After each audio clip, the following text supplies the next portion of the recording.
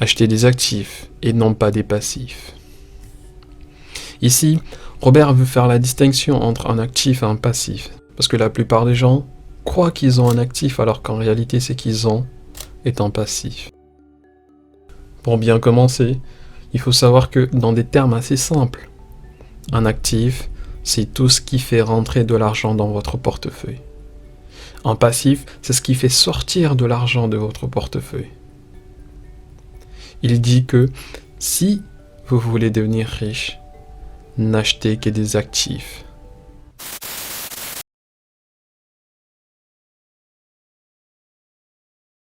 Robert Kiyosaki, comme le titre de son livre l'indique, a deux pères.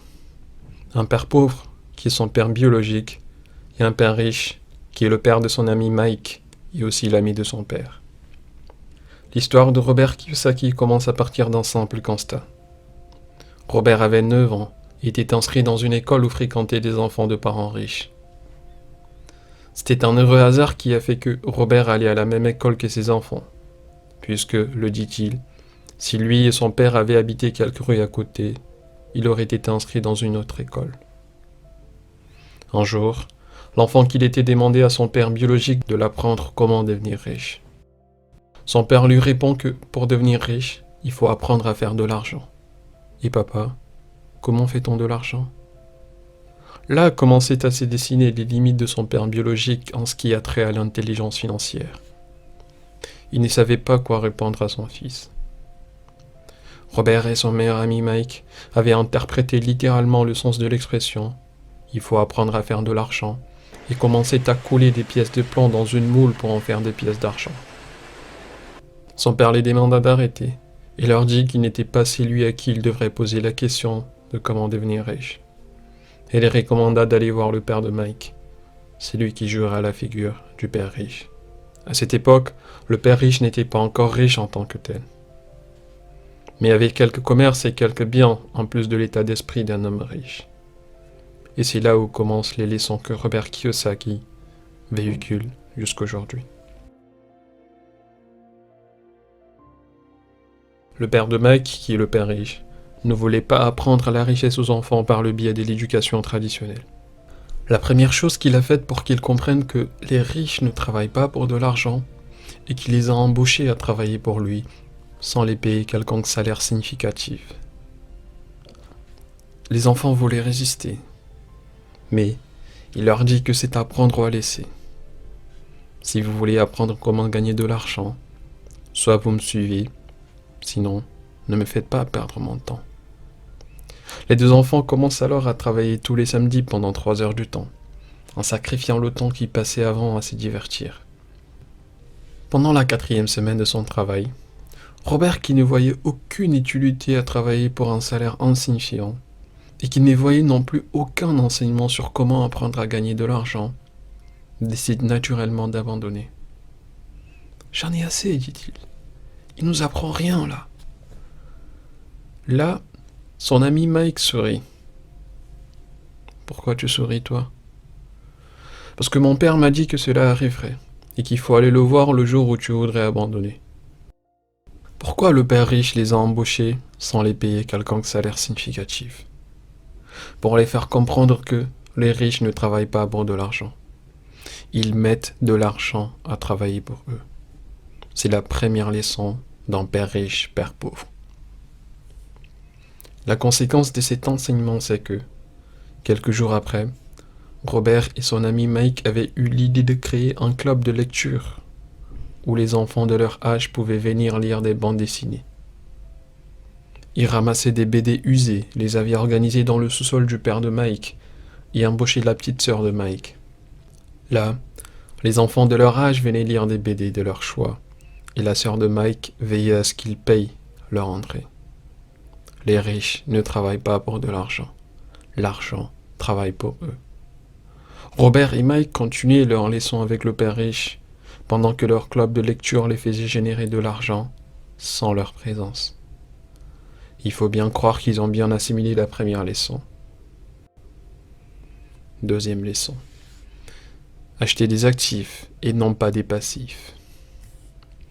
Ici, Robert veut faire la distinction entre un actif et un passif, parce que la plupart des gens croient qu'ils ont un actif alors qu'en réalité ce qu'ils ont est un passif.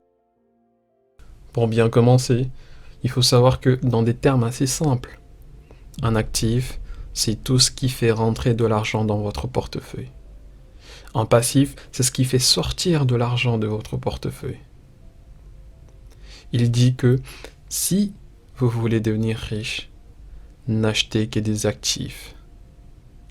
Il le reprend par le schéma suivant. Un actif suit ce cycle et va dans le portefeuille revenu. Un passif, lui, va dans le portefeuille dépenses. Les gens qui sont dans la pauvreté achètent par exemple une voiture pour usage personnel, qui est un passif. Cet achat va dans le portefeuille dépenses, parce qu'il faut les frais d'entretien, en plus de l'assurance, le financement et le caractère dégressif de la voiture, parce que chaque année, la voiture perd en valeur. En gros, cet achat rapporte rien en revenu. Ils achètent aussi une maison, qui croit à tort être un actif, alors que Robert estime qu'acheter une maison pour y habiter est un passif, parce qu'il y a tant de frais d'entretien, l'assurance, l'hypothèque, les taxes. Et que si vous êtes un employé et achetez une maison pour y habiter, vos efforts et travail se concentrent dans les 3 scénarios suivants. Premièrement, vous travaillez pour quelqu'un, votre employeur. Deuxièmement, vous travaillez pour le gouvernement, en payant les impôts, les taxes. Troisièmement, vous travaillez pour la banque, pour rembourser votre crédit. Pour Robert, c'est la principale raison pour laquelle les gens sont dans la pauvreté, parce qu'ils accumulent tant de passifs. Ils croient aussi qu'en ayant un bon salaire avec une promotion, ils seront libres. Mais la réalité est que, quand leurs revenus augmentent, leurs dépenses augmentent proportionnellement aussi. Sans actifs, les revenus tirés du salaire s'acheminent dans les dépenses mensuelles. À la fin du mois, ils se retrouvent avec peu. Donc il faut attendre le mois prochain, et ainsi de suite. Robert compare cette situation à celle d'un hamster qui tourne en rond en croyant qu'il va quelque part. Mais quand viendra demain matin, il sera toujours dans sa cage.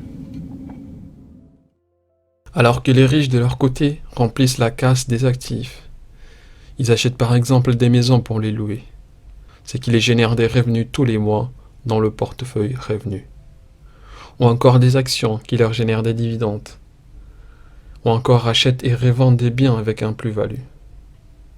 Plus ils accumulent des actifs, plus leur liberté financière est garantie. Deuxième leçon, l'actif, c'est ce qui vous fait rentrer de l'argent dans votre portefeuille. Le passif, c'est ce qui fait sortir de l'argent de votre portefeuille. Distinguez l'un de l'autre et achetez des actifs et non pas des passifs. Cette deuxième leçon est si simple que beaucoup d'entre nous passent à côté. La troisième leçon, c'est un peu une conséquence des deux premières. C'est le cash flow, ou l'art de générer plus d'argent avec de l'argent. Robert Kiyosaki considère chaque centime qu'il a comme un soldat, ou un employé qui doit lui rapporter encore plus d'argent. Chaque revenu qu'il tire de sa colonne d'actifs doit être réinvesti pour générer plus d'actifs qui généreraient encore plus de revenus, et ainsi de suite. C'est un flot de cash suivant ce cycle. Et vous atteignez votre liberté financière lorsque vos revenus mensuels provenant de vos actifs sont supérieurs à vos dépenses. Et réinvestir ce qui vous reste après vos dépenses dans la colonne d'actifs. C'est là l'enseignement principal qu'il faut retenir de Père riche, Père pauvre. Robert va rajouter quelques éléments qui sont tout aussi importants que les 3 premières leçons. Premièrement, qu'il faut continuer à apprendre et développer votre intelligence financière. Il lui est arrivé un jour de trouver un immeuble à vendre pour 1 million et quelques, et que lui n'avait pas l'argent qu'il faut pour acheter, mais savait que l'immeuble pourrait se revendre 2 millions et plus. Il fait au vendeur un apport de 100 000 $, va trouver quelqu'un d'intéressé par le bien, qui lui repayait ses 100 000 $, plus une commission de 40 000 $. Deuxièmement, il apprit que l'intelligence financière permet aux riches d'imputer par exemple leurs dépenses personnelles sur les dépenses de leur entreprise et non pas comme des dépenses personnelles, ce qui leur permet de payer moins de taxes. Ces exemples symbolisent pour lui l'intelligence financière qui est la synergie de la comptabilité, de l'investissement, de la loi et du marketing. Comprendre la loi, c'est comprendre comment fonctionne la réglementation sur l'impôt, les taxes de son pays. Comprendre le marketing, c'est comprendre comment pouvoir vendre une idée, un potentiel. L'investissement, c'est différencier les actifs des passifs et acheter des actifs. Dégager une marge brute d'autofinancement, dépenser et réinvestir la différence dans encore plus d'actifs. Voilà ce qu'on peut retenir de Père riche, Père pauvre. J'espère que cette vidéo vous a été d'une quelconque utilité. Si c'est le cas, n'oubliez pas de vous abonner et d'activer la cloche de notification pour des prochaines vidéos. Ciao.